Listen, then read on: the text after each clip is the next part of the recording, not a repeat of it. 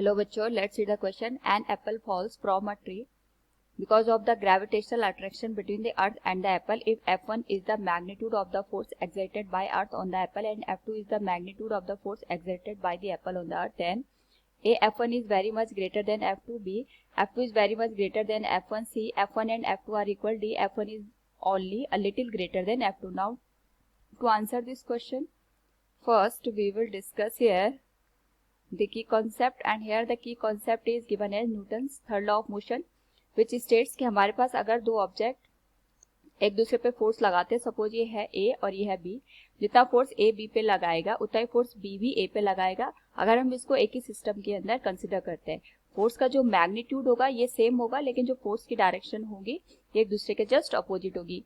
तो यानी हर एक एक्शन का यहाँ पे रिएक्शन होता है विद इन अ सिस्टम, अगर हम किसी ऑब्जेक्ट को यहाँ पे कंसिडर कर रहे हैं। तो यहाँ पे अगर हम क्वेश्चन को अंडरस्टैंड करें तो हमारे पास एक ट्री से एप्पल फॉल कर रहा है और यहाँ पे एप्पल और अर्थ के बीच में फोर्स लग रहा है।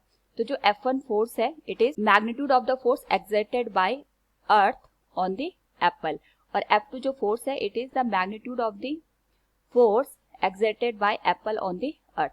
नाउ अगर हम देखें तो जितना यहाँ पे फोर्स हमारे पास एप्पल अर्थ पे लगाएगा उतना ही फोर्स यहाँ पे अर्थ भी एप्पल पे प्रोड्यूस करेगी। लेकिन यहाँ पे अगर हम दोनों के डायरेक्शन को देखेंगे तो दोनों डायरेक्शन में एक दूसरे के जस्ट अपोजिट होंगे, लेकिन जो मैग्नीट्यूड होगा दोनों का सेम होगा, क्योंकि हम इसको एक ही सिस्टम के अंदर यहाँ पे कंसिडर कर रहे हैं। अगर हम मैग्नीट्यूड वाइज भी यहाँ पे कंसिडर करें तो हम यहाँ पे F1 की जो वैल्यू है उसको कैलकुलेट कर सकते हैं। G into mass of the Apple को स्मॉल m से इंडिकेट कर देते हैं, अर्थ के मास को हम कैपिटल M से इंडिकेट कर देते हैं। इनके बीच की जो डिस्टेंस है वो r मान लेंगे, तो r स्क्वायर। F2 की जो वैल्यू होगी दैट विल बी गिवन है G into mass of the earth multiplied with mass of the Apple divided by r square. Magnitude में दोनों सेम है, लेकिन डायरेक्शन में दोनों एक दूसरे के जस्ट अपोजिट होंगे।